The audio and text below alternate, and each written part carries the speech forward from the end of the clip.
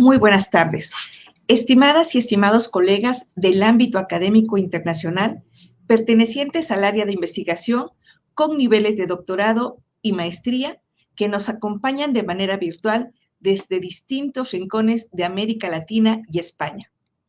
Es un honor y un privilegio para la Universidad José Vasconcelos de Oaxaca fungir como sede virtual en estas importantes ponencias que enriquecen nuestro tercer Congreso Internacional Multidisciplinario. Este congreso representa un espacio fundamental de encuentro, diálogo y construcción colectiva del conocimiento, valores que desde nuestra institución promovemos con profunda convicción. En la Universidad Vasconcelos entendemos que requieren respuestas innovadoras, colaborativas y profundamente humanistas. Por ello, congresos como el que hoy nos convoca son vitales para el fortalecimiento de nuestras comunidades académicas y para la construcción de puentes de conocimiento que trasciendan fronteras geográficas. Esta tarde tendremos el privilegio de escuchar valiosas contribuciones que abarcan un amplio espectro de temáticas fundamentales para la transformación educativa y el desarrollo sostenible de nuestras sociedades. Desde metodologías emergentes en educación digital con propósito y equidad hasta análisis profundos sobre el impacto de la gamificación en las habilidades receptivas del idioma inglés en estudiantes universitarios. Desde reflexiones sobre agencia epistémica con impacto en humanidad tecnológica hasta perspectivas innovadoras sobre las estrategias universitarias de la tercera misión y su contribución a los objetivos de desarrollo sostenible. Escucharemos también, sobre la implementación de tecnologías de traducción en la enseñanza del inglés, sobre el impacto de la inteligencia artificial y su influencia en la educación desde la psicología social y sobre las complejas relaciones entre crecimiento poblacional, energía renovable y crecimiento económico en México durante las últimas décadas. Tendremos la oportunidad de adentrarnos en el fascinante mundo de la inteligencia artificial y las tecnologías aplicadas al aprendizaje, de reflexionar sobre el discurso de la automatización y el futuro del trabajo desde una aproximación filosófica y de analizar perspectivas críticas en torno a la garantía del acceso a la salud y la objeción de conciencia en el caso de México. Cada una de estas ponencias representa no solo un aporte significativo al diálogo académico que nos convoca, sino también el resultado de rigurosos procesos de investigación, reflexión crítica y compromiso con la generación de conocimiento pertinente y transformador.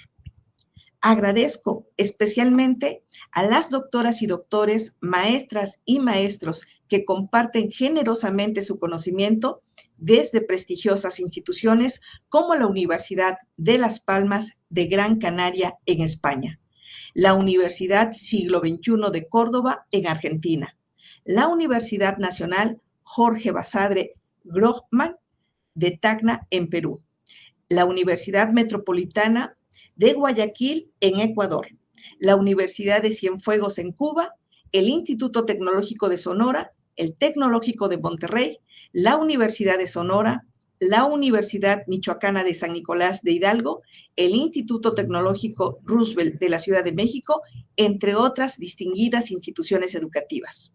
Su presencia virtual en este congreso enriquece este espacio de intercambio intercultural y construcción colectiva del saber. Nos recuerda que el conocimiento no reconoce fronteras y que la colaboración académica internacional es una de las herramientas más poderosas para enfrentar los retos globales de nuestro tiempo. A quienes nos están siguiendo a través de las redes sociales, les invito a participar activamente en este diálogo transformador que caracteriza a nuestra comunidad académica. Les animo a hacer preguntas, a compartir sus reflexiones, a establecer conexiones y a construir juntos ese conocimiento colectivo que nos permitirá imaginar y crear mejores futuros para nuestras universidades, nuestras comunidades y nuestras sociedades.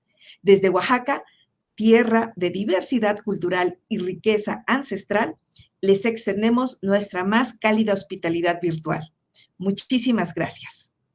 Para dar inicio a las ponencias, le cederé el micrófono al maestro Javier Bautista Espinosa, coordinador de posgrados de nuestra universidad, para realizar las presentaciones correspondientes de cada ponencia.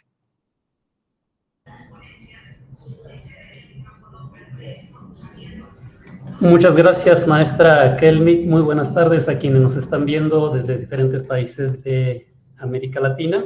Vamos a dar paso con la primera ponencia titulada Educar para Transformar, metodologías emergentes en la era digital con propósito y equidad, a cargo de la doctora Elizabeth Viviana Lucero Valdebenítez. Se trata de una ponencia videograbada. Quiero comentarles que cualquier duda, cualquier comentario que desean realizar con respecto a cada una de las ponencias, la pueden realizar a través del correo electrónico que se presentan en cada una de las diapositivas. Muchas gracias, vamos a dar paso.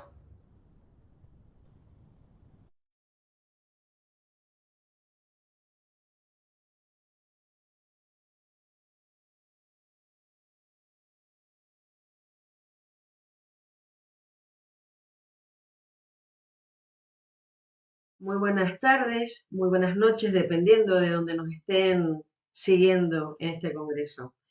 Antes que nada, querría dar las gracias por esta oportunidad de poder presentar mi trabajo en este tercer Congreso Internacional Multidisciplinario, Innovación, Equidad y Sostenibilidad en la Era Digital, Nuevas Fronteras para América Latina. Soy Elizabeth Viana Lucero Valdebenítez y soy profesora de la Escuela de Ingeniería Industrial y Civil de la Universidad de Las Palmas de Gran Canaria, en España. Y les he traído para compartir este trabajo de investigación que lleva por nombre Educar para Transformar, metodologías emergentes en la era digital con propósito y con equidad. Antes que nada, quería traer aquí, hacer presente a Paulo Freire, que nos dice: la educación no cambia el mundo, cambia a las personas que van a cambiar el mundo. Entonces, espero que este rato que podamos compartir sirva para cambiarnos a nosotros, que somos los encargados de cambiar el mundo, de ser los referentes de nuestro alumnado. Siempre quiero compartir esta diapositiva en casi todas mis ponencias, donde vemos que somos docentes en edificios del siglo XIX, docentes del siglo XX, para alumnado del siglo XXI. Entonces, claro, acá hay algunas incongruencias, ¿no? Trabajar en edificios del siglo XIX, personas del siglo XX, que algunos de ustedes ya deben ser profesores y docentes del siglo XXI, para alumnado del siglo XXI. Dentro del marco teórico de este trabajo de investigación, el aprendizaje con propósito se posiciona fundamentalmente como una estrategia emergente, que es la que conecta los contenidos académicos con las motivaciones personales del estudiante, de cada uno de nuestros estudiantes, ¿no? Esta conexión hace que se fortalezca cuestiones importantes como es la perseverancia, el sentido de pertenencia, la autorregulación emocional, que son elementos clave para una formación integral de nuestro alumnado. Estudios recientes podemos comprobar que destacan que el propósito académico actúa como un catalizador del rendimiento y también como un regulador emocional frente al estrés académico, como nos lo indicaba Espinosa Gutiérrez. La innovación pedagógica se convierte entonces en un eje articulador entre lo que son las metodologías activas tan presentes en nuestro día a día, la neuroeducación y el aprendizaje con propósito. Su implementación requiere un cambio de paradigma, ya sea a nivel institucional, como también a nivel docente, a nivel nuestro, ¿no? Como también de esta infraestructura que decíamos de los edificios del siglo XIX, que favorezca la experimentación y una evaluación auténtica. Aprender a evaluar, ¿no? Pasar un poco de la evaluación sumativa a una evaluación formativa sin perder de vista la evaluación sumativa, porque seguimos evaluando de esa forma. Dentro de lo que es la metodología, el estudio de investigación se desarrolló bajo un enfoque cualitativo de tipo interpretativo, orientado fundamentalmente a comprender cómo estas metodologías emergentes, fundamentadas en la neuroeducación y el aprendizaje con propósito, impactan en esta experiencia formativa de nuestros estudiantes universitarios. La investigación se diseñó como un estudio de caso múltiple y a mí me permitió explorar en profundidad diversas experiencias pedagógicas, fundamentalmente en instituciones de Sudamérica. También lo hice dentro de mi universidad, ¿vale? Pero me guié fundamentalmente con universidades de América Latina. La recolección de datos se llevó a cabo a través de tres: de análisis documental de planes de estudio, observaciones de entornos de aula, pero lo fundamental fueron entrevistas semiestructuradas, obviamente hechas a nivel de plataformas como Google Meet, Zoom, Jitsi, Teams también, y lo importante es lo que nos llevó a estos resultados, ¿no? En cuanto a los resultados y discusión, los resultados fueron los que obtuve en este caso, revelaron una tendencia creciente en esta adopción de herramientas digitales en estas instituciones de América Latina. Esta evolución tecnológica ha sido clave para poder implementar de forma efectiva las metodologías activas. Aprendizaje basado en proyectos, aprendizaje basado en juegos, gamificación, aula invertida. También se ha observado un incremento sostenido en el uso de diversas herramientas, lo que me ha podido evidenciar, me ha ayudado a evidenciar una transformación progresiva en lo que es este proceso de enseñanza-aprendizaje. Aquí les traigo, que está también en el paper, datos recopilados a través de un estudio de campo realizado desde el año 2020 al 2024, donde realmente podemos observar el porcentaje de adopción de estas herramientas digitales, ¿no? Cómo ha ido pasando de un 45% a un 56%, a un 68%, a un 75%, a un 83%, donde he tomado el 2020 porque es cuando tuvimos que empezar a salir a ocupar este tipo de herramientas, ¿no? Con el tema de la pandemia. Y ahí vemos la comparación en lo que son plataformas LMS, herramientas de videoconferencia y recursos multimedia interactivos. Entonces vemos que lo más importante o por lo que más hemos apostado el profesorado son con las plataformas LMS. En este gráfico podemos apreciar una convergencia, ¿no?, entre estas tres categorías, lo que sugiere, en definitiva, una integración más equilibrada de estos recursos digitales en lo que son las prácticas docentes. A nivel de conclusiones, los resultados obtenidos en esta investigación confirman que la integración de estas metodologías activas fundamentadas en neuroeducación, aprendizaje con propósito, ha tenido un impacto positivo en la formación de nuestro estudiantado. Esta adopción progresiva de estas herramientas ha facilitado la implementación de estas estrategias pedagógicas innovadoras que son las que promueven nuestro compromiso, la autonomía, el pensamiento crítico, tanto en el profesorado como en el alumnado, que son elementos esenciales para una educación con propósito y fundamentalmente orientada a lo que es la sostenibilidad. El estudio también aporta una evidencia empírica sobre la relación entre el uso de tecnologías educativas y la transformación metodológica en contextos universitarios, destacando la importancia de poder diseñar de parte nuestra, ¿no?, entornos de aprendizaje que respondan a las necesidades cognitivas, emocionales y sociales de lo que es el estudiante.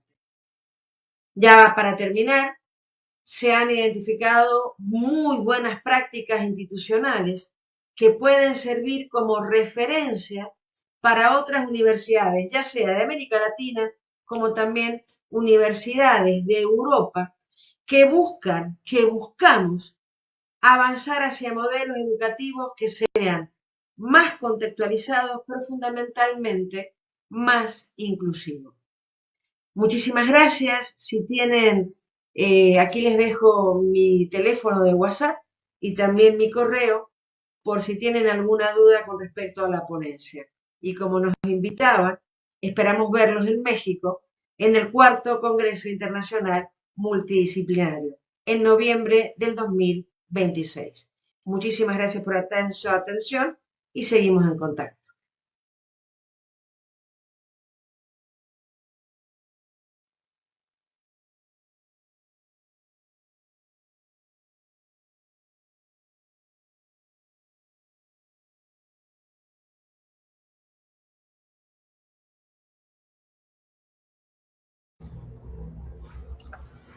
Muy bien, continuamos ahora con la siguiente ponencia titulada Agencia Epistémica con Impacto en Humanidad Tecnológica, a cargo del doctor Sergio Daniel Conde, profesor titular de la Universidad Siglo XXI, Córdoba, Argentina, de la doctora Luciana Pesenti, de la misma universidad, y del doctor Jaime Rodríguez, también de la misma universidad.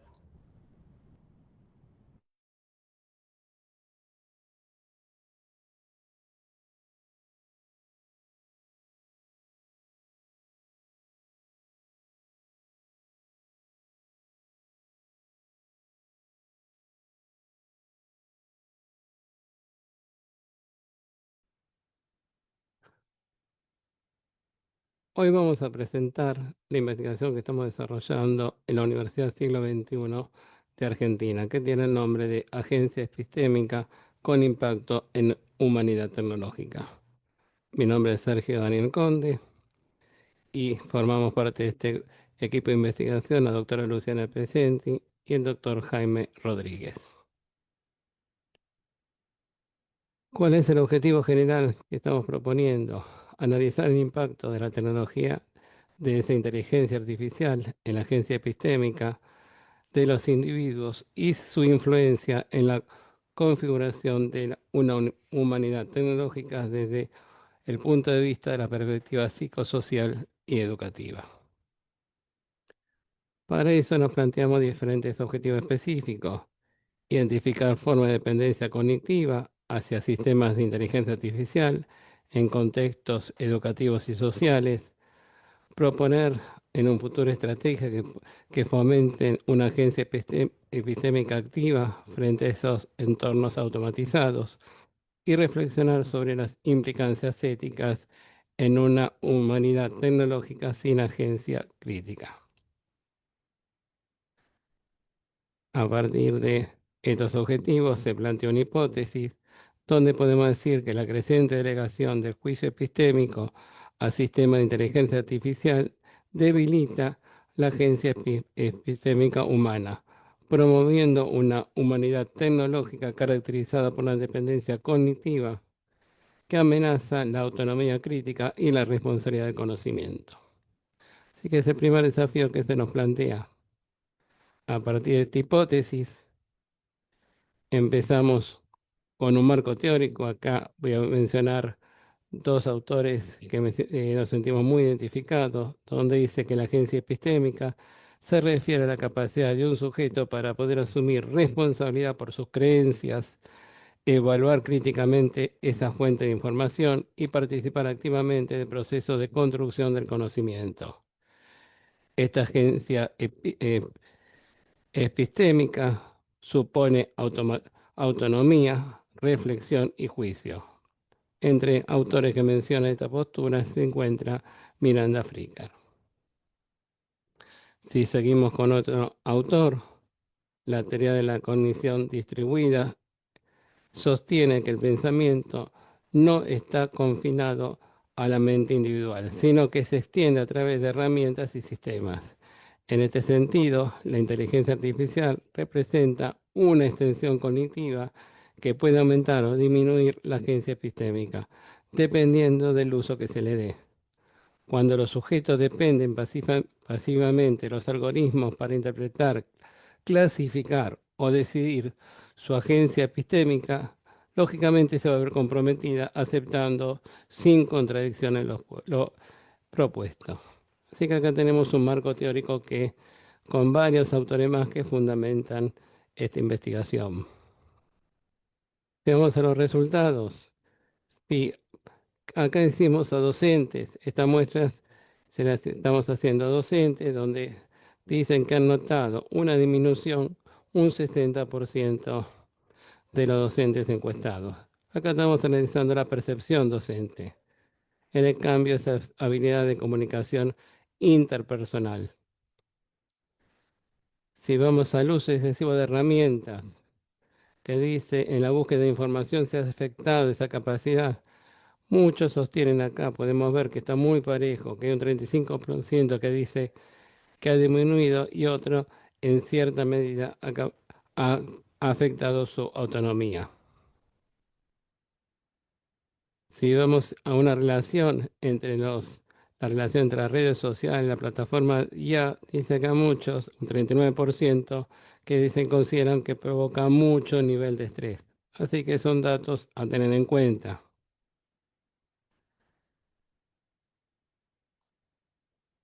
¿Qué tipo de inteligencia múltiple se ve más amenazada? Acá nos encontramos, fíjense, con la inteligencia creativa, con un 38%, que se resalta mucho docentes. Otros resaltan con la inteligencia interpersonal, donde la interacción constante con la máquina sufre esos riesgos con un 32% y un poquito más abajo viene la intrapersonal, con un 19%. Pero hay dos, con la inteligencia creativa y la intrapersonal, como elementos a tener en cuenta. ¿Qué consecuencias? ¿Cuáles son los impactos de la consecuencia negativa? Y acá hay uno que llamó mucho la atención, que fíjense que es la pérdida de pensamiento crítico. Hoy está en debate el pensamiento crítico, si perdemos o no perdemos el pensamiento crítico. Acá, fíjense, un 36% sostiene el pensamiento crítico y otro, que está muy relacionada con esto, la parte de motivación. Disminuye la motivación con un 30%. La automatización de esas tareas. Así que son dos factores a tener en cuenta. Y abajo viene el tema del aislamiento social. ¿Qué tipo de inteligencia múltiple? Un poquito acá nos encontramos con varias sorpresas que se resaltan. El tema de que inteligencia lingüística sostienen un 30%. También está muy parejo la lógica matemática con un 30%. Y otra que viene ahí pegadito con un 25% de la inteligencia interpersonal y intrapersonal. Fíjense cómo nos está validando la hipótesis que nos planteamos al principio, cada uno de estos resultados. De los siguientes elementos, ¿cuáles perjudican más? Y acá también nos encontramos con varios factores. El razonamiento, como algo por ahí muy parejito, la capacidad de síntesis y la capacidad de creatividad. Y también por ahí tenemos un poquito más abajo la capacidad de análisis de innovación. Fíjense cómo hay variables que están validando esa hipótesis relacionada con la agencia epistemológica. ¿Qué conclusiones podemos obtener a partir de esto que estamos investigando? La irrupción y la omnipresencia de la inteligencia artificial en nuestra sociedad contemporánea ha generado una profunda reconfiguración en la agencia epistémica. Es decir, la capacidad de los sujetos para responsabilizarse por sus creencias, evaluar críticamente la información y participar activamente en la construcción de conocimiento. Hoy estamos notando que se observa mucho, se da el copiar y pegar sin utilizar un razonamiento propio. Así que aquí tenemos un estado de alerta, un próximo desafío a estar bien atentos. También cuando los algoritmos asumen estas tareas como síntesis de información, toma de decisiones o generación de algún contenido creativo, también se corre el riesgo de que los esos individuos se conviertan en meros receptores pasivos de ese conocimiento. Como lo decía Ortega y Gasset, fíjense la visión que tenía, donde dice se diluye la responsabilidad epistémica individual y se fomenta una fatiga epistémica, donde la crítica y la duda son reemplazadas por la conveniencia algorítmica. También se puede constatar una erosión en la interacción de la epistemología de esta perspectiva social, donde el conocimiento es un constructo lógicamente inherente social forjado en qué? En la deliberación, el debate y la confrontación de perspectivas. Ahí dice, hay varios autores, Milgram, Ash, donde dice acá que podemos encontrarnos la creciente mediación de la inteligencia artificial en nuestras interacciones, si bien puede ofrecer eficiencia, también puede reducir, y lo estamos notando muchas veces, la riqueza y complejidad de estos intercambios. Otro punto esencial es la interconexión entre la agencia epistémica y el bienestar emocional fundamental. Los entornos digitales, marcados por la sobrecarga de información, la velocidad y la lógica de la eficiencia, todo esto nos genera un cansancio. La presión por respuestas rápidas y la constante exposición a flujo de datos sin pausa reflexiva pueden incrementar el estrés y la ansiedad, minando la capacidad de razonamiento profundo. Y esto se está dando muchas veces hoy en la actualidad, desde el punto de la percepción docente. Solamente para terminar, quiero dejar dos pensamientos con los cuales acá nos sentimos muy identificados. El conocimiento nuevo produce interrogantes a descubrir y el conocimiento nuevo sabe elegir los elementos útiles. Creo que son dos pensamientos que nos pueden reflejar, nos ven reflejados dónde estamos ubicados y que tenemos un nuevo paradigma a nivel internacional, donde cada uno de los investigadores tenemos que trabajar en conjunto y proponer nuevos desafíos. Se agradece que nos hayan escuchado y nos vemos en el próximo congreso.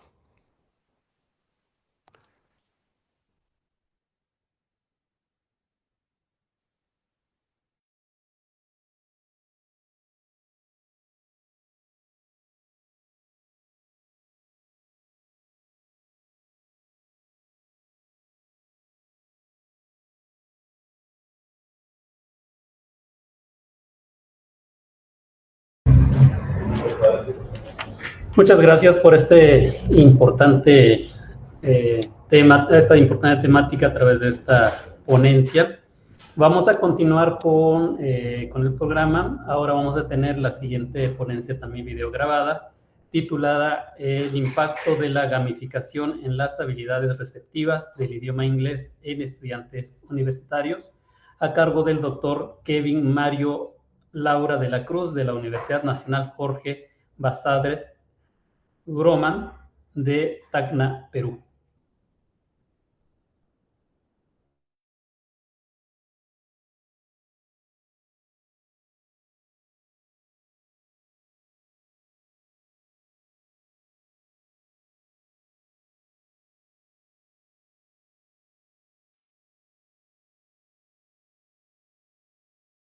A continuación, sustentaré y presentaré el trabajo de investigación titulado Impacto de la gamificación en las habilidades receptivas del idioma inglés en estudiantes universitarios, presentado por el doctor Kevin Mario Laura de la Cruz, de la Universidad Nacional Jorge Basadre Groman, de la región de Tacna, Perú. Continuamos con la sección de la introducción.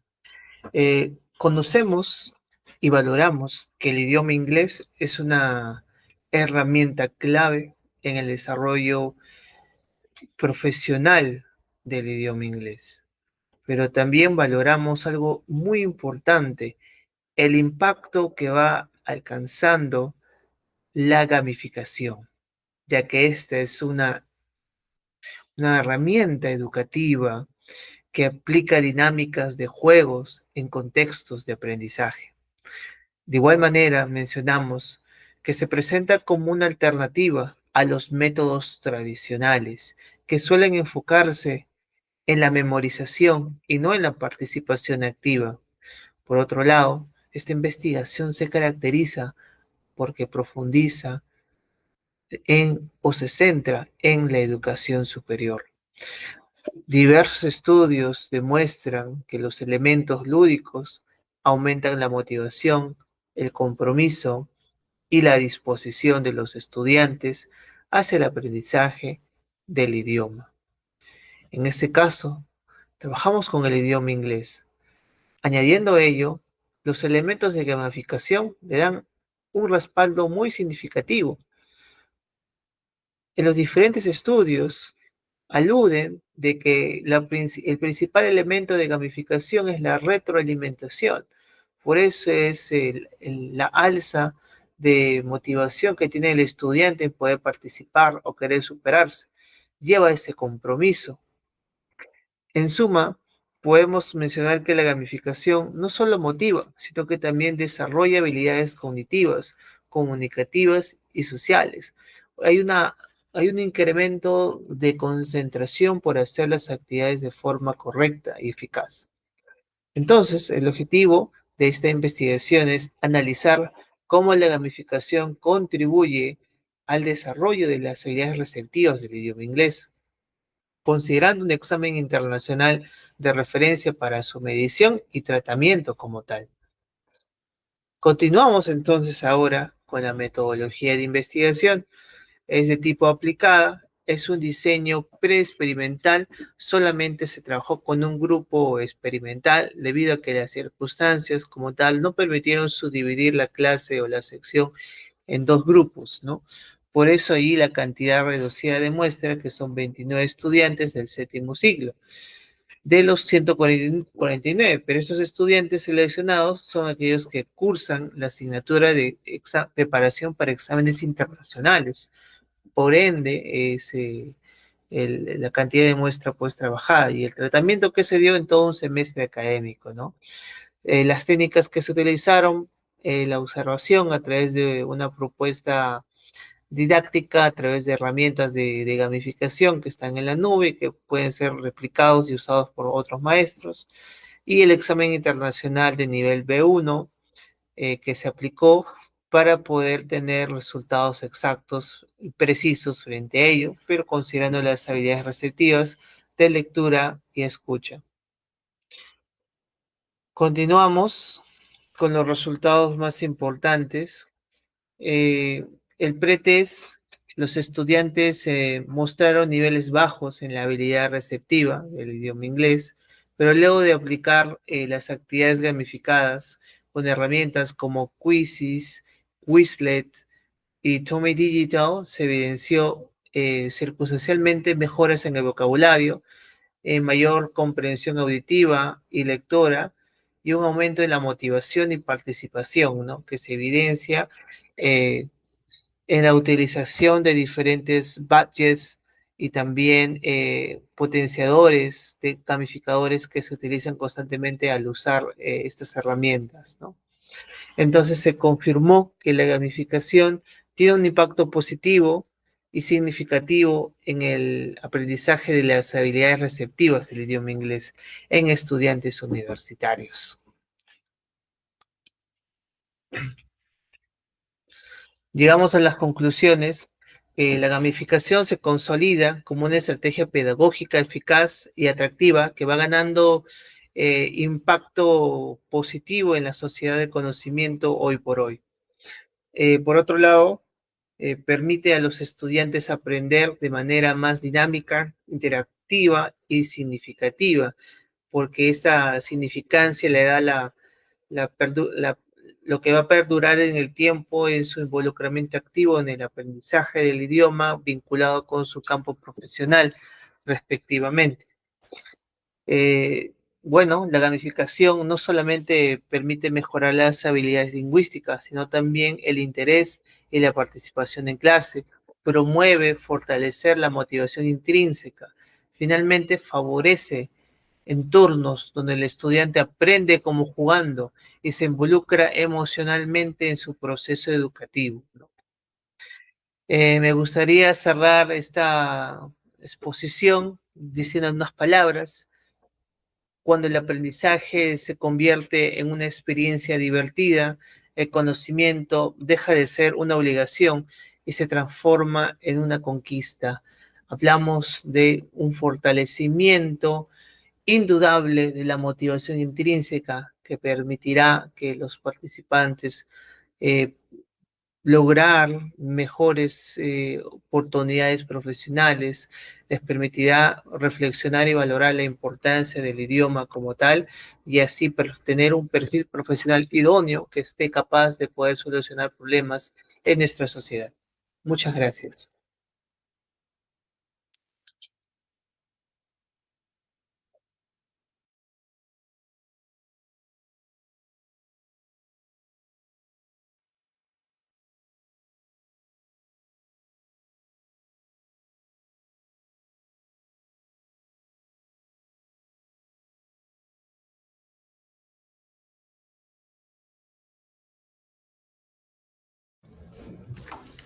Agradecemos la participación del doctor Kevin Mario Laura de la Cruz.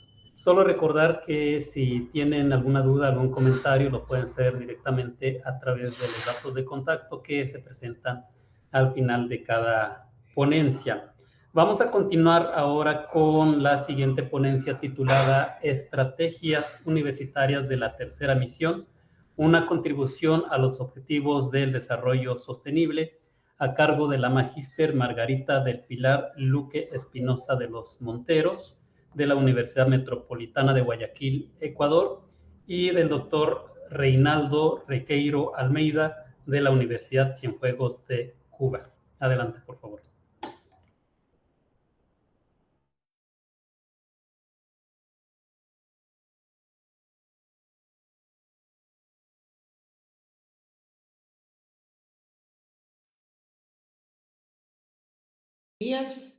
Tengo el honor de compartir con ustedes en este tercer Congreso Internacional Multidisciplinario, Innovación, Equidad, Sostenibilidad en la Era Digital, Nuevas Fronteras para América Latina.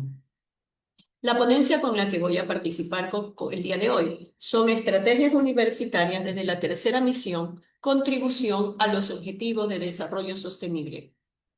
Quien les habla, Margarita del Pilar Duque Espinosa de los Monteros, y mi coautor, el doctor Reinaldo Requeiro Almeida. La educación superior ha trascendido su rol tradicional de docencia e investigación para asumir una tercera misión orientada a la vinculación social y a la generación de impactos tangibles en la sociedad. Este cambio de modelo cobra especial relevancia en el marco de los Objetivos de Desarrollo Sostenibles que fueron adoptados por la Organización de las Naciones Unidas como una guía para erradicar la pobreza, proteger el medio ambiente y garantizar la prosperidad para todos. Como marco teórico de las estrategias educativas e investigativas, lo relacionado con la tercera misión y los objetivos de desarrollo sostenible, tenemos la Organización de las Naciones Unidas, como lo mencioné anteriormente, que sirve como una guía para erradicar la pobreza, en la conservación del medio ambiente y poder asegurar así una prosperidad para todos los ciudadanos. Los ODS, en este contexto, las universidades son reconocidas como actores clave en el cumplimiento de los objetivos de desarrollo sostenible, actuando como centros de innovación y de cambio social. Gafaro y Naranjo, en el año 2024, nos habla de que la tercera misión permite a las universidades cumplir con su mandato social y legal, así como les otorga también la oportunidad de liderar una transformación que lleve a una sociedad más justa, equitativa y sostenible, en concordancia con los compromisos internacionales del país.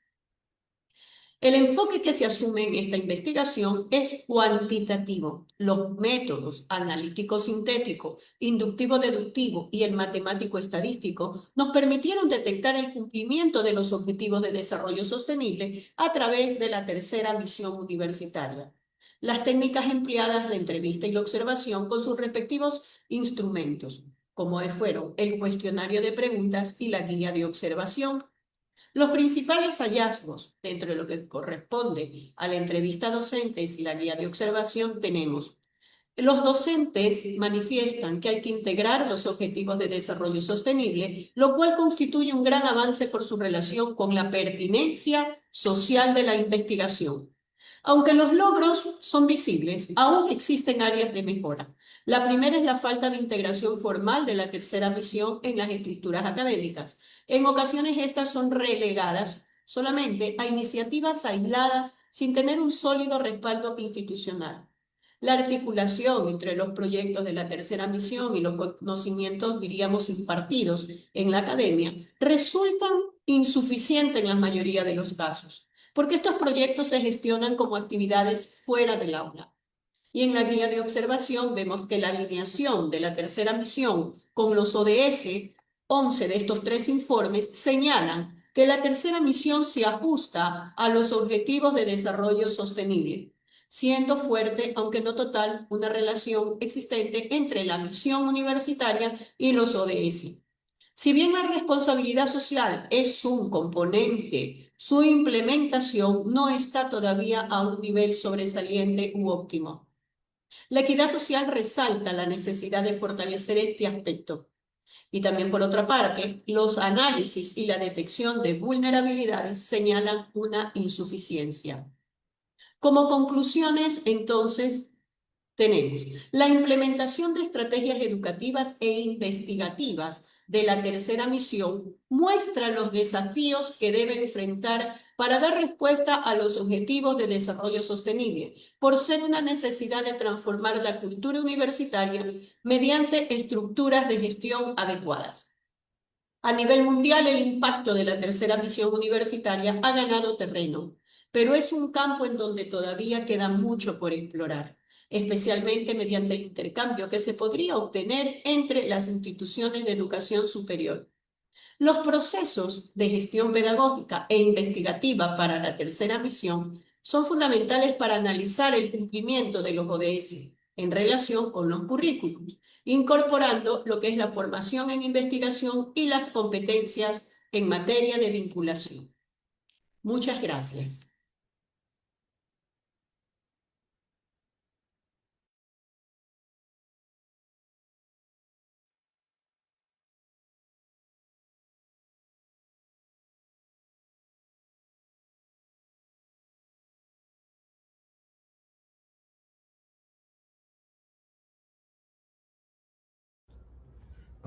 Muchas gracias a la magíster Margarita del Pilar Luque Espinosa por este importante tema de investigación. Ahora continuamos nuevamente con la participación del doctor Kevin Mario Laura de la Cruz con la ponencia La implementación de la tecnología de traducción en la enseñanza del inglés en estudiantes universitarios.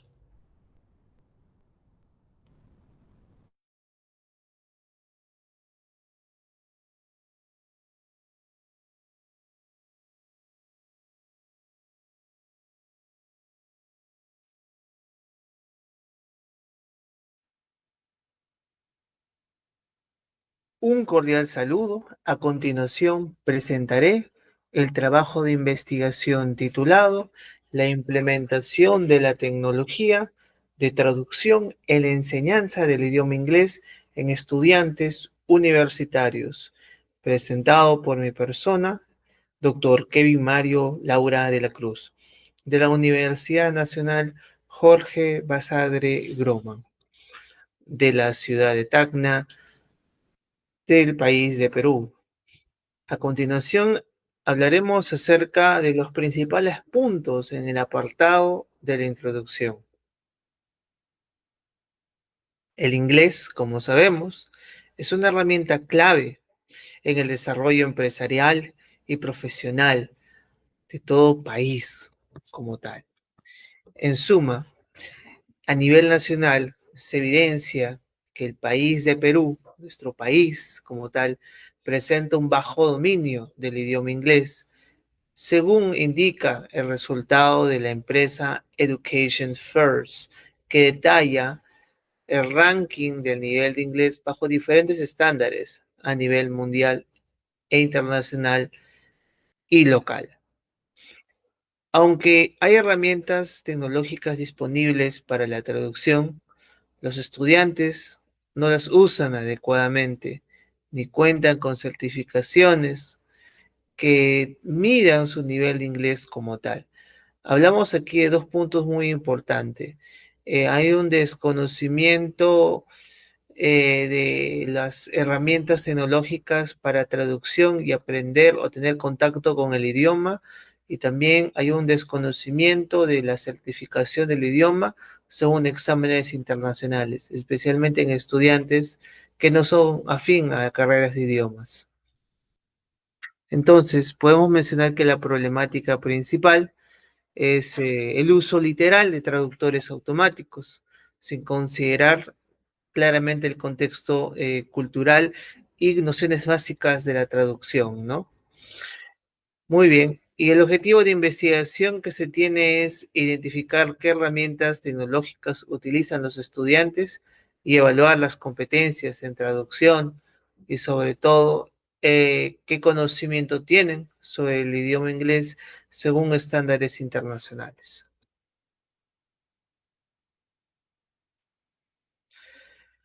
En la metodología podemos evidenciar que es un tipo de investigación básica, es un diseño, es un nivel descriptivo y es un diseño de investigación no experimental, descriptivo, transversal.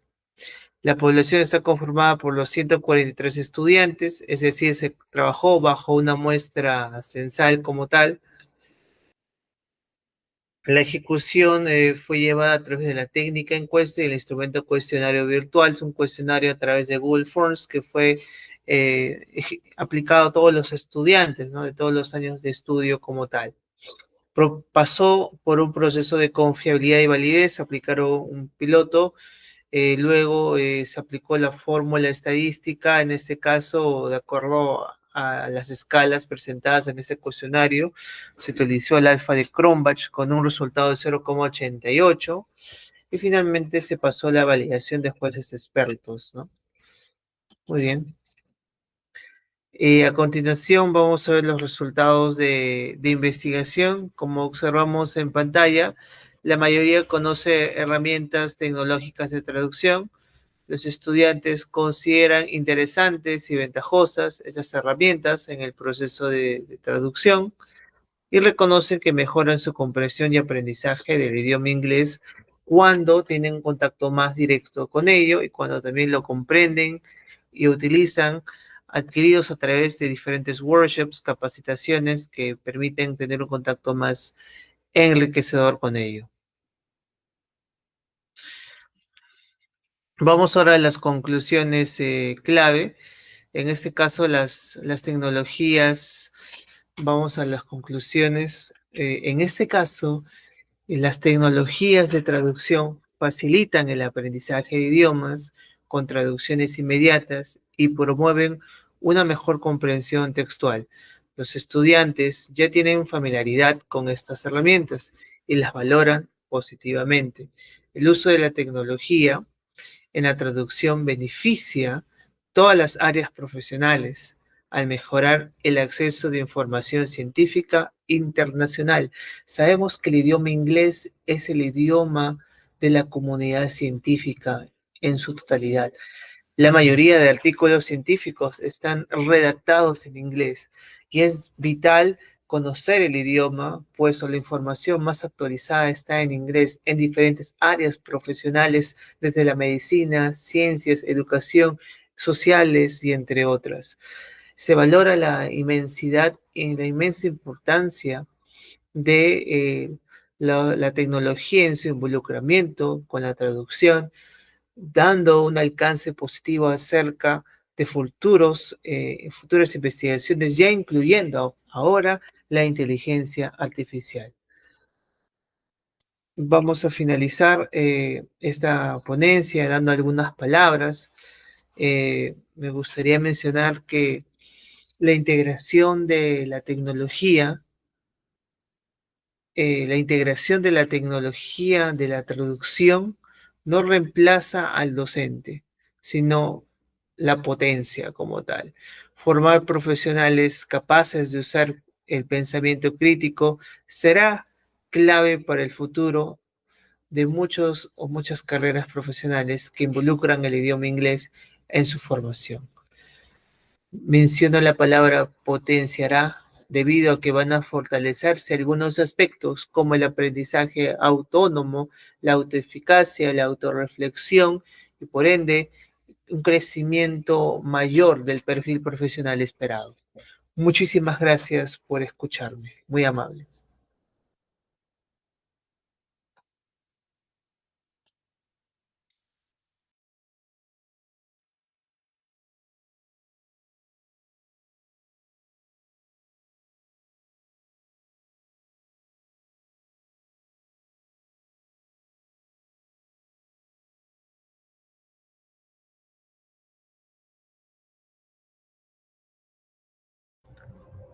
Bien, continuando con nuestro programa, tenemos ahora la siguiente videoponencia a cargo del doctor Sergio Daniel Conde, del profesor titular de la Universidad Siglo XXI de Córdoba, Argentina, titulada El impacto de la inteligencia artificial y su influencia social en la inteligencia emocional desde la perspectiva de la psicología social.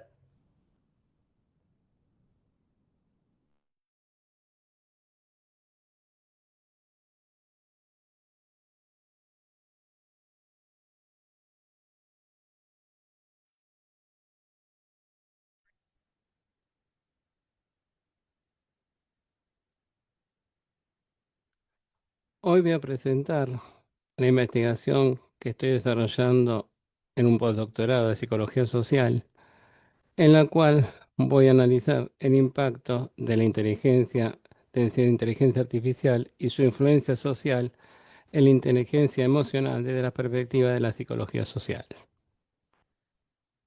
Mi nombre es Sergio Daniel Conde y estoy haciendo este postdoctorado en la Universidad Argentina John F. Kennedy. ¿Cuál es el problema central, el objetivo general? El problema central que voy a abordar en este estudio es el impacto potencial y real de la integración de la inteligencia artificial en el desarrollo de las inteligencias múltiples desde una perspectiva de la psicología social, específicamente.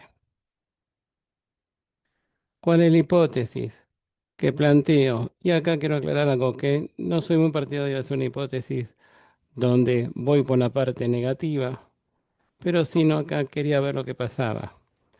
¿A qué me refiero a la parte negativa?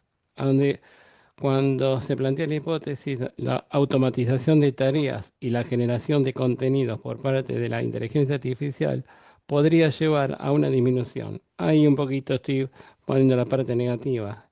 En la ejercitación de las inteligencias claves como la lingüística, la lógica matemática, la interpersonal y la intrapersonal.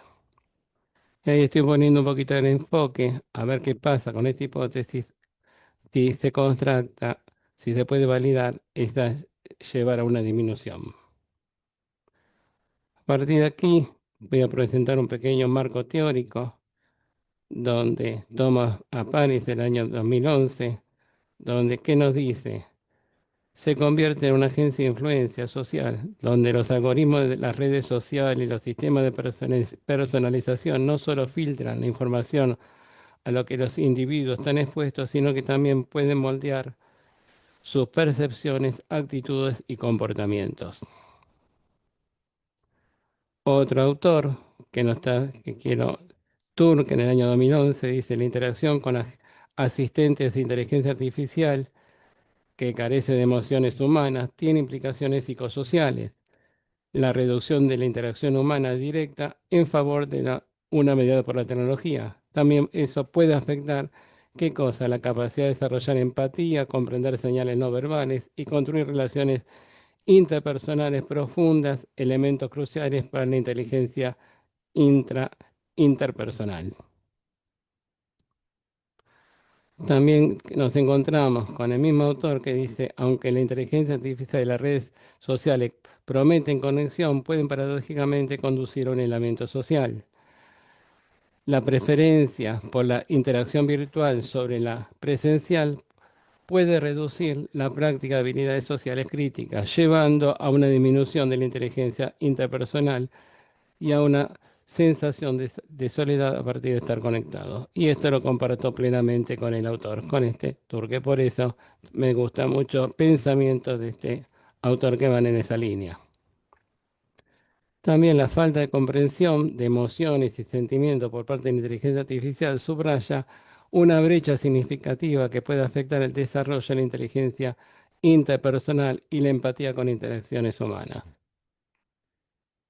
Y acá tengo diferentes autores. Si vamos a estos resultados, volviendo a los esquemas gráficos que me permiten validar estas perspectivas de la inteligencia, si se pierde esa capacidad, si se pierde ese eleamiento, si se pierde, después veremos, volvemos a retomar la hipótesis, vamos a ver qué pasa. Acá dice que sí, que se ha notado una disminución notable en la comunicación, también dando pie a la respuesta de estos autores que plantean el marco teórico. Así que un 60% marca esto. También el uso excesivo dice que ha disminuido. Por acá nos encontramos con una capacidad con un 35%. También afectado de la autonomía con dos variables muy fuertes a tener en cuenta. También se usa ese impacto, esa relación que provoca, dice acá, mucho nivel de estrés, el impacto de estar conectado, esa sensación. También por acá tenemos un poquito más bajo, acá considera mucho nivel de ansiedad, como dos factores muy fuertes que se dan dentro de esta perspectiva. Acá también quiero aclarar que se está haciendo una encuesta con una percepción docente. También acá tenemos una, podemos observar que se destaca mucho la pérdida de inteligencia creativa, la que está más un poquito amenazada, y también la inteligencia por ahí interpersonal por estar el hecho constantemente automatizados. Si seguimos avanzando, acá aparece una variable que me llamó mucho la atención, que es la pérdida de pensamiento crítico, al estar interconectados también, al asumir respuestas que uno no hace, no nos deja pensar, y también el pensamiento que se disminuye, ¿qué cosa? La motivación, como algo fundamental. ¿Qué tipo de inteligencia nos encontramos acá que se ve más amenazada? La inteligencia lingüística, fíjense con cuánto, con un 30%, también con un 30% la lógica matemática, y con un 25% vienen por ahí la interpersonal y la intrapersonal. ¿Y cuáles de los perjudican, cuáles de los elementos perjudican a estos estudiantes utilizando? Fíjense cuáles acá tenemos muy parejitos, la capacidad de qué, la capacidad de razonamiento, después tenemos la capacidad de creatividad y un poquito más abajo la capacidad de síntesis. Y ahí por ahí considero que puede ser una herramienta para estimular todo el desarrollo. Que eso también me llamó la atención, como quizás ahí potenciando se puede hacer. Como conclusiones, ¿qué podemos establecer después de toda esta investigación que estoy haciendo en forma personal con este postdoctorado? La homogeneidad de los aprendizajes, donde los algoritmos tienden a estandarizar los caminos de conocimiento y la creciente dependencia tecnológica, emergen como riesgos palpables que exigen una atención urgente desde el punto de vista de la psicología social. Y sí, hasta nos exige intervenir, estar alerta. Si no se abordan estas tendencias, podrían llevar a una disminución de la diversidad cognitiva, la creatividad y la autonomía del pensamiento, cualidades esenciales para la adaptación e innovación en un mundo que está en constante cambio.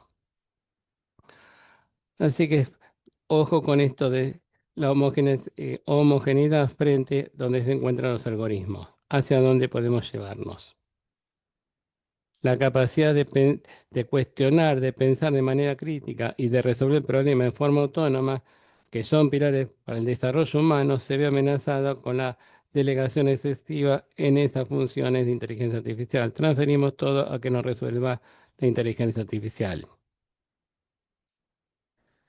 Es imperativo que como sociedad trascendamos de la mera adopción tecnológica y reflexionemos críticamente sobre la interacción entre el ser humano y la máquina, buscando un equilibrio dinámico que potencie nuestras capacidades en vez de atrofiarlas. Y acá tenemos otro lugar, en vez de atrofiarlas. Tenemos que buscar ese equilibrio dinámico. Esto implica no solo el uso consciente y ético de la inteligencia artificial, y acá estamos necesitando una ley de inteligencia artificial, no tenemos en Argentina una ley. Recién ahora se empieza a negociar una futura ley de inteligencia artificial, sino que también la revalorización y el formato activo de aquellas inteligencias en que la tecnología no puede replicar plenamente la empatía, la introspección, la creatividad y la capacidad de establecer relaciones humanas profundas y significativas. Los hallazgos en esta investigación muestran una reducción notable en las habilidades de comunicación interpersonal, 60% de los encuestados, lo que sugiere un posible aislamiento social mediado por la tecnología y una atrofia de las habilidades sociales críticas. También el pensamiento crítico y la autonomía en la resolución de problemas también se ve afectado de manera significativa, con un 70% de docentes indicando una disminución o un impacto en la autonomía de los estudiantes. Con todas estas conclusiones, podemos validar que esa automatización de tareas que estoy planteando de principio, cuando empecé a hacer la investigación, a hacer el recorrido de la investigación y la generación de contenido por parte de la inteligencia artificial, podrían llevar, y acá se está notando con eso, que se podrían llevar a una disminución en la ejercitación de inteligencias claves como la lingüística, la lógico-matemática, la interpersonal y la intrapersonal. Creo que estamos en un buen camino para poder afirmar se ha planteado en la investigación y que esa respuesta de la percepción docente está avalando esta hipótesis. Y acá, como siempre, termino cuando me gusta exponer este tipo de investigaciones con dos pilares que uno se siente muy identificado. El conocimiento nuevo produce interrogantes a descubrir y el conocimiento sabe elegir los elementos útiles. Les agradezco por haberme escuchado, los invito a que cualquier duda que tengan se contacten con el email que tenemos acá en la primera diapositiva, donde tengo el email, seconda@kennedy.edu.ar, y agradezco a las autoridades del Congreso por dar la oportunidad de presentar esta investigación. Nos vemos en el próximo Congreso, que va a ser, Dios mediante, en México.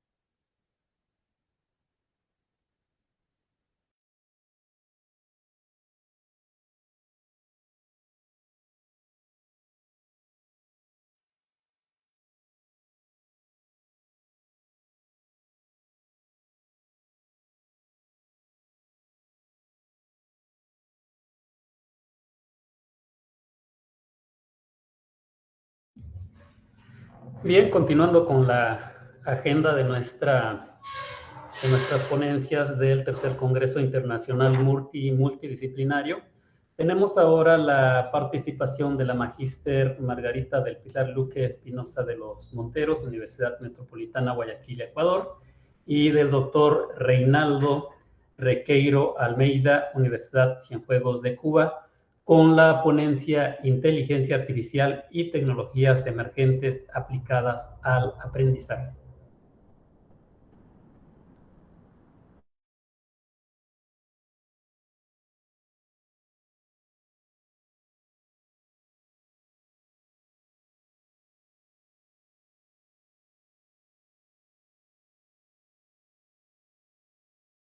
Buenos días.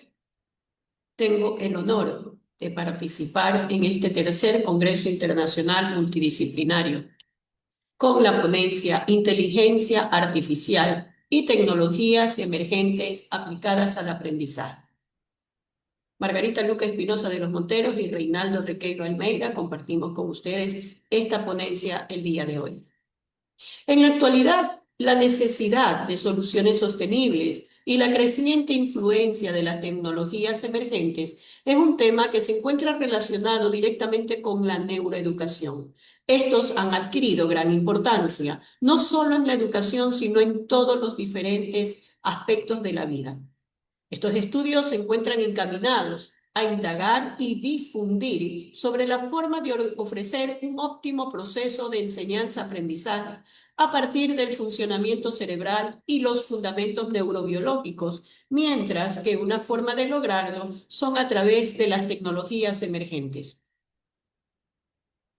La neuroeducación y la utilización de tecnologías emergentes van a garantizar que el aprendizaje que damos los docentes a nuestros estudiantes sea significativo.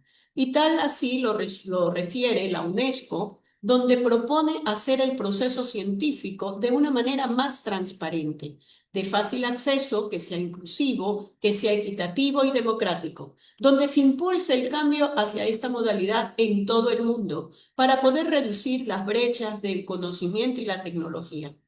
Zoccatelli, por su parte, nos habla que la neurociencia proporciona herramientas que permiten diseñar enseñanzas más efectivas y adaptadas a las necesidades educativas individuales de los estudiantes.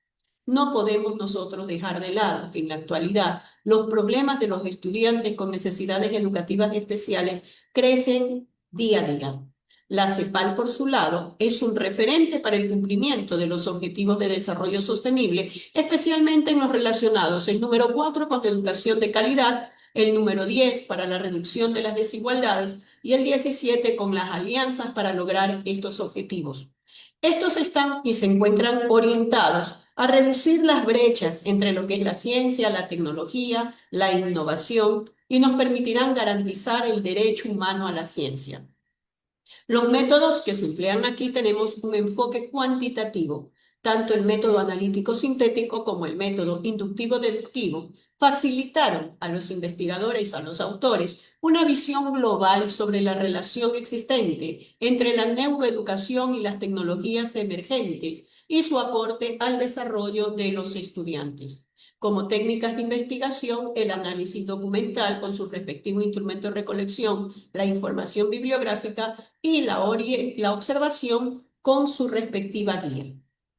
Entre los resultados y hallazgos más relevantes, tenemos por un lado lo relacionado con la neuroeducación ya en la práctica y las tecnologías también en la práctica. Se observa que un 85% de estudiantes participan de una manera más activa cuando las lecciones incluyen pausas activas o ejercicios que involucran el movimiento.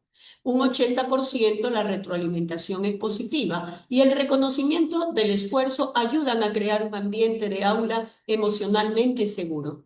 Las tecnologías en la práctica, existe un 90% de estudiantes que muestran un alto nivel de compromiso al utilizar las aplicaciones interactivas o plataformas de aprendizaje en línea que incorporan elementos de gamificación. Por otro lado, se ve y se puede apreciar que el uso de las tabletas o las computadoras en grupos fomenta un 90% la colaboración y la comunicación entre los estudiantes. Ustedes pueden ahí apreciar entonces los datos obtenidos de los resultados de la guía de observación. Entonces, de esta manera, podemos nosotros concluir que la neuroeducación y las tecnologías emergentes contribuyen de manera directa a un aprendizaje significativo, el mismo que está orientado hacia planes curriculares que se adaptan a las dinámicas del ámbito educativo, así como a los avances en el mundo de la ciencia y la tecnología, y a la introducción de nuevas metodologías del proceso educativo. Como segunda conclusión, los docentes que utilizan la neuroeducación han desarrollado la creatividad, la innovación y conocen el funcionamiento del cerebro de sus estudiantes, lo que permite una mayor optimización en el proceso educativo.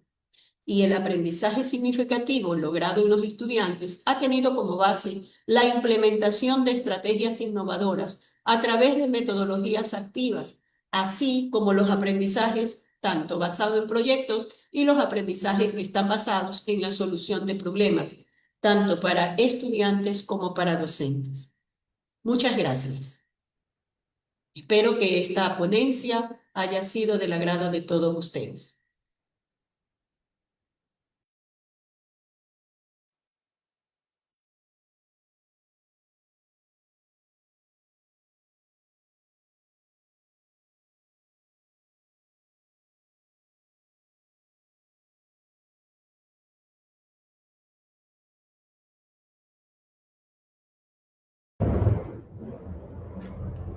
Continuamos ahora con la ponencia titulada El discurso de la automatización y el futuro del trabajo, aproximación a sus implicaciones filosóficas, a cargo de 5 investigadoras e investigadores.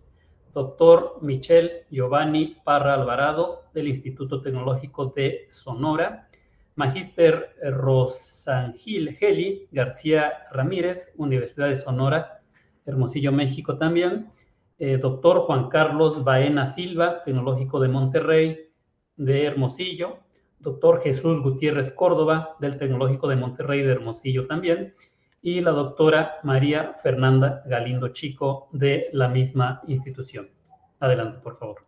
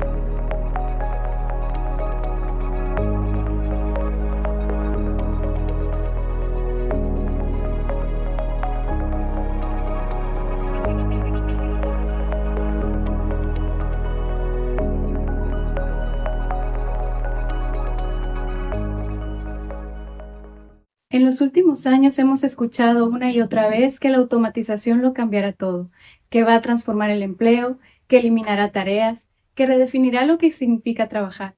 Pero detrás de estas afirmaciones, que ya forman parte del sentido común tecnológico, hay algo más profundo, un conjunto de premisas filosóficas que moldean la manera en que imaginamos el futuro del trabajo y el mercado laboral.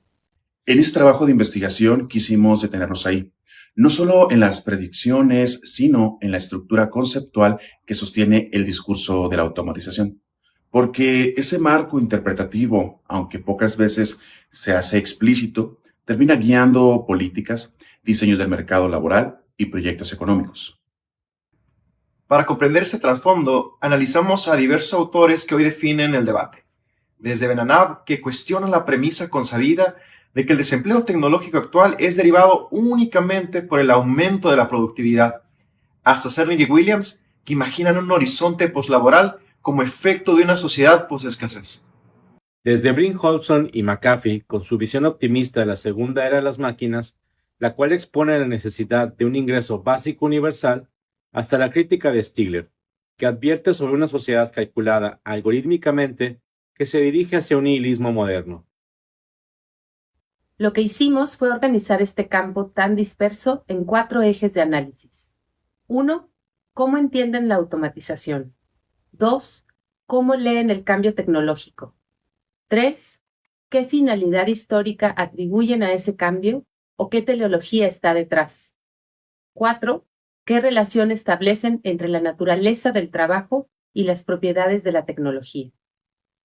Para ello adoptamos un enfoque cualitativo de carácter teórico-argumentativo, sustentado en el análisis crítico-conceptual del discurso sobre la automatización, el cambio tecnológico y las perspectivas del mercado laboral.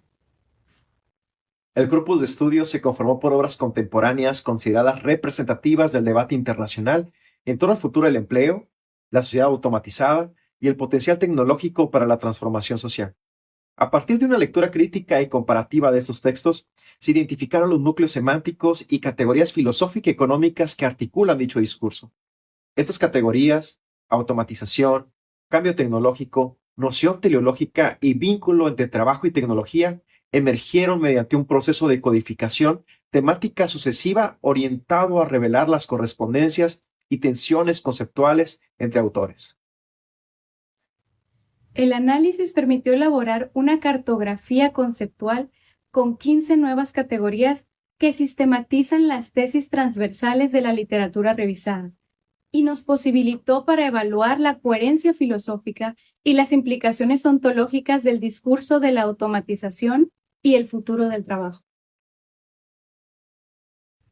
A partir de lo anterior, lo primero que encontramos es que el discurso de la automatización se confirma no solo como económico ni tecnológico. En el fondo es un discurso implícitamente filosófico sobre la libertad, el valor, el tiempo humano y el sentido del trabajo en la vida social y en la constitución existencial de las máquinas. Y esto explica por qué el discurso de la automatización es tan polarizante. Unos lo entienden como el anuncio de una liberación histórica sin precedentes y otros como la puerta hacia nuevas formas de desigualdad y crisis socioeconómicas.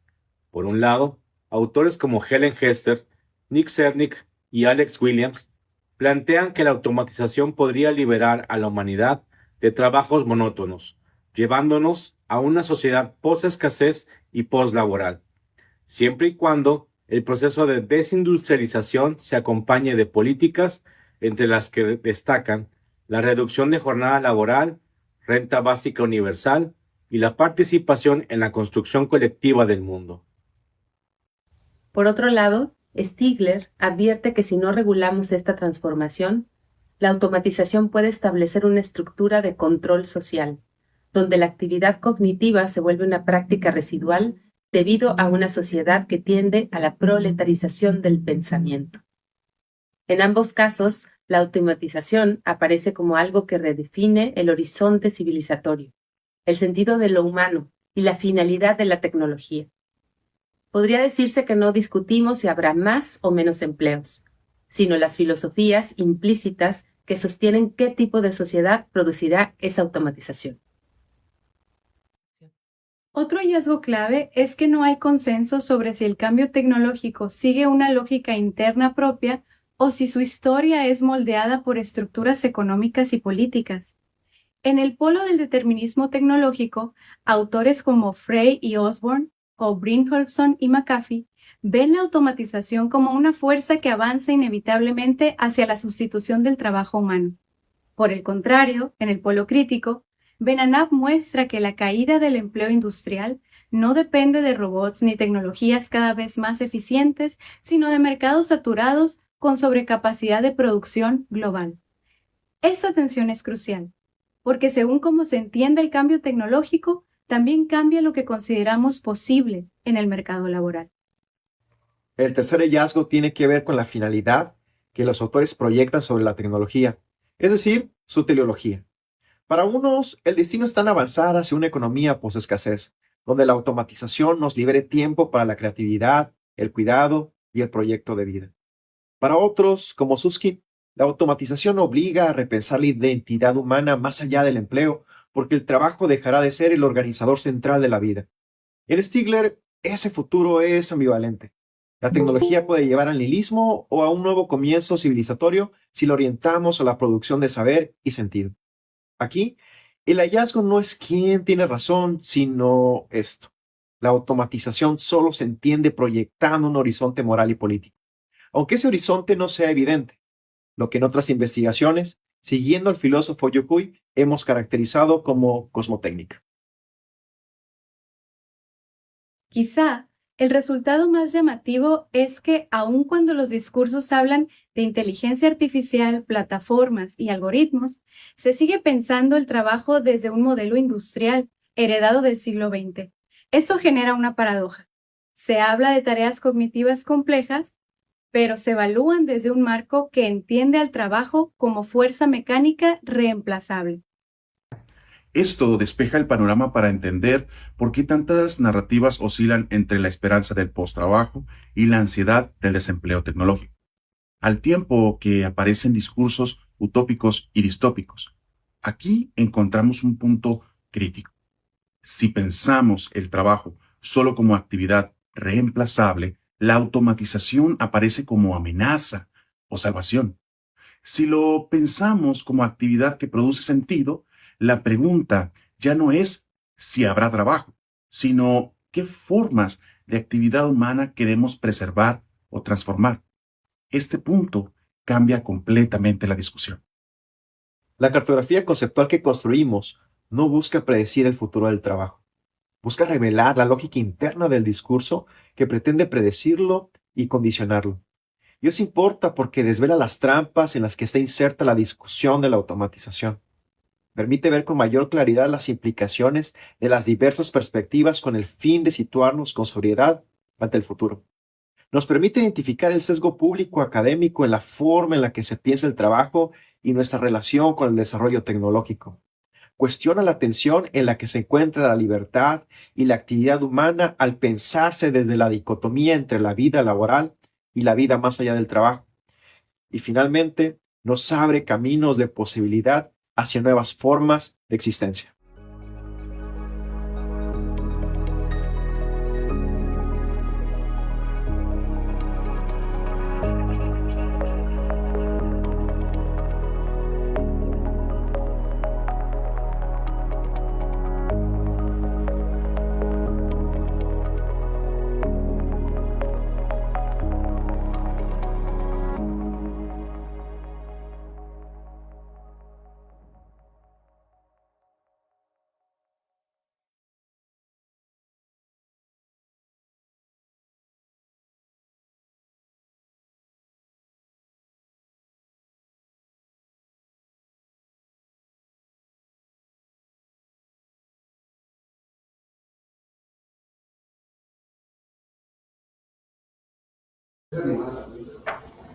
Bien, cerramos este ciclo de conferencias virtuales con la siguiente ponencia titulada Perspectivas en torno a la garantía del acceso a la salud y la objeción de conciencia en el caso de México, a cargo de la doctora Tania Aide Torres Chávez y del doctor Miguel Ángel Medina Romero de la Universidad Michoacana de San Nicolás de Hidalgo, Morelia, México.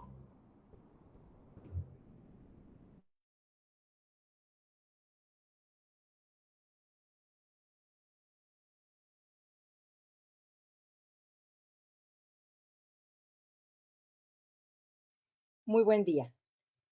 Agradezco a los organizadores de este tercer Congreso Internacional Multidisciplinario la oportunidad de participar. En esta ocasión lo hacemos el doctor Miguel Ángel Medina Romero y Tania Aide Torres Chávez, ambos integrantes de la planta docente de la Universidad Michoacana de San Nicolás de Hidalgo. En esta ocasión presentaremos un trabajo intitulado Perspectivas en torno a la garantía del acceso a la salud y la objeción de conciencia en el caso México. Justamente en este trabajo partimos del supuesto en que existe confrontación entre el derecho a la salud y la objeción de conciencia, toda vez que en la actualidad muchos de los profesionales del área de salud han manifestado objeción de conciencia para llevar a cabo prácticas como el aborto, fundamentalmente esos procedimientos médicos, porque da la pauta esto en atención a que en nuestro país fue aprobado ya el despenalizar el aborto. Entonces, al no ser considerado ya un delito, las mujeres que deseen pueden practicarse un aborto y llegar a los centros hospitalarios, tanto públicos como privados, a solicitar este procedimiento. Sin embargo, se han dado muchos casos en que los médicos, haciendo uso de ese derecho de objeción de conciencia, manifiestan su negativa a llevar a cabo esas prácticas y negando el derecho a la salud. Por ello es que identificamos una confrontación entre lo que es el derecho a la salud y la objeción de conciencia, lo que requiere que se analicen los retos éticos y normativos a que se enfrentan los profesionales de la salud. De esta manera, vamos a identificar el derecho a la salud consagrado en nuestra Constitución Política de los Estados Unidos Mexicanos en el artículo 4 constitucional y el artículo 24 de la misma Carta Magna. Uno y otro son fundamento del derecho a la salud y de la objeción de conciencia. Si primero nos referimos a lo que es el derecho a la salud, vamos a identificar que es un principio, es un derecho que está investido de principios de progresividad, no regresividad, universalidad, interdependencia, indivisibilidad y no discriminación. Esto significa que no puede, que va a aplicarse de manera igualitaria para todas las personas, que no puede dividirse, sino que se tiene que dar ese acceso a la salud siempre que la persona lo necesite, pero además es un principio que no se debe de aplicar bajo ninguna circunstancia en un ámbito de discriminación. De igual manera, el derecho a la salud se hace exigible judicialmente, bien sea a través del juicio de amparo o mediante quejas interpuestas ante la Comisión Nacional de los Derechos Humanos o ante organismos en los que se acuda para que se dé atención a la persona y se le practiquen los procedimientos o el amparo de la cuestión de su salud que está reclamando. Por lo tanto, es necesario identificar que nuestro Estado tiene la obligación de disponer de todos los servicios públicos, insumos, herramientas, maquinaria, por supuesto medicamentos, para atender ese derecho a la salud que a todas las personas les corresponde. Y también, bueno, pues deben de ser esos lugares en los que se lleva a cabo el ejercicio de la práctica médica accesibles para todas las personas y no debe de haber sesgos ni discriminatorios por cuestión económica ni tampoco cultural para poder tener acceso a esos servicios de salud. Por lo que también es necesario identificar que el derecho a la salud exige que se dé un trato digno y de calidad científica por parte del Estado para todas y cada una de las personas que requieren los servicios de salud. Y también en los centros de salud, en los centros hospitalarios, es necesario proporcionar a los pacientes y a los usuarios de esos servicios de salud toda la información clara y precisa que le permita a esa persona o a las personas tomar decisiones libres e informadas respecto a los procedimientos, tratamientos o cuestiones inherentes a la manera en la que se va a atender el problema de salud que se le presente. Esto, además de estar fundamentado en el artículo 4 constitucional, bueno, pues está regulado por la Ley General de Salud, que en nuestro país es la que protege y garantiza el derecho a la salud. Por el otro lado, y bueno, pues hablando de ese derecho de objeción de conciencia, en el artículo 24 de nuestra Carta Magna se establece la base de la libertad de convicciones éticas y de conciencia que toda persona debe de tener. El derecho de objeción de conciencia es limitado, no absoluto, y en el caso del personal médico y de enfermería, efectivamente sí lo pueden ejercer, pero siempre y cuando no se arriesgue la vida del paciente o haya necesidad de tratar alguna urgencia médica, y también no debe de ejercerse ese derecho de objeción de conciencia con alguna cuestión de discriminación, sino siempre garantizando una atención médica, por supuesto, a través del personal no objetor. Lo que significa entonces que el Estado también tiene la obligación de proporcionar personal que no sea objetor. En este sentido, el mismo Estado debe de tener en sus archivos una base de datos en la que especifique qué personal manifiesta ser objetor de conciencia y qué personal no, para poder dar la atención a las personas que requieren esos servicios de salud y que por alguna cuestión relacionada con las convicciones éticas o con cuestiones de conciencia del profesional de la salud no le puede dar la atención que requiere. Entonces, nos encontramos con un dilema bioético. ¿Cómo podemos conciliar la libertad individual del profesional médico con el derecho del paciente a recibir atención médica, ¿no? En este sentido, el Estado debe regular de forma precisa todo lo que se refiere a los alcances, límites y procedimientos para ejercer la objeción de conciencia. De esta manera, en cada centro hospitalario tienen que elaborarse protocolos que sean claros, que sean precisos, en los que se identifique precisamente qué hacer ante aquella persona, ante aquel profesional de la salud que se declare objetor de conciencia, para evitar el negarle el derecho a la salud a la persona usuaria que requiera acudir a los servicios de salud y solicitar la atención médica que necesite. La objeción de conciencia, entonces, en este trabajo la relacionamos con el aborto, con la eutanasia y con la reproducción asistida, que son procedimientos médicos que en su mayoría se dan en los centros hospitalarios y que se confrontan justamente con ese derecho de objeción de conciencia que el personal médico puede hacer valer. De esta manera, bueno, pues vamos a identificar que intervienen principios relacionados con la bioética, como la beneficencia, la no maleficencia, la autonomía y la justicia, que se tienen que poner de manifiesto al momento de que la persona se presente ante el centro hospitalario y se le diga que hay personal objetor de conciencia, debiendo entonces el Estado garantizar ese derecho a la salud que la persona tiene, obviamente contando con el personal necesario y suficiente que no sea objetor de conciencia para otorgarle ese derecho a la salud y para además atender el derecho humano, que es la atención médica que la persona requiere, pero sobre todo ponderar la dignidad humana de la persona.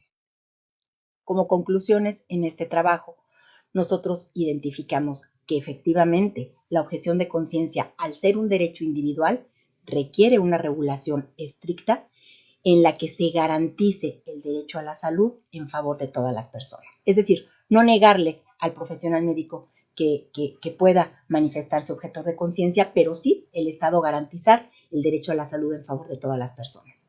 Debe haber equilibrio entre libertad de conciencia profesional y el derecho a la salud.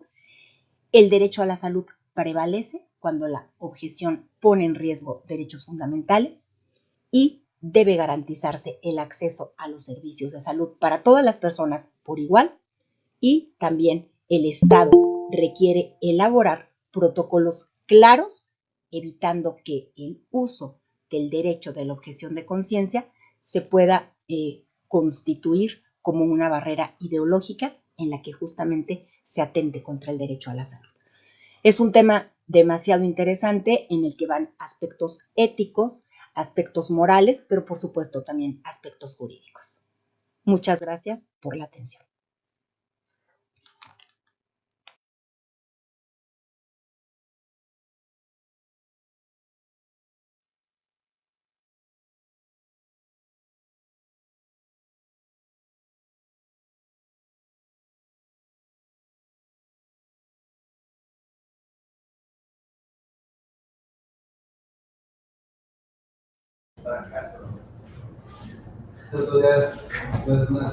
Concluye así este ciclo de videoponencias del tercer Congreso Internacional Multidisciplinario Nuevas Prácticas para América Latina.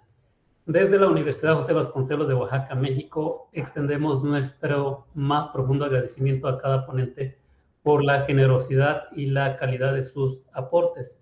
Sin duda, este encuentro digital ha sembrado las bases para diálogos futuros y nos impulsa a seguir trabajando con el compromiso de transformar los desafíos en soluciones innovadoras y pertinentes para el desarrollo de América Latina. Muchas gracias por sus atenciones.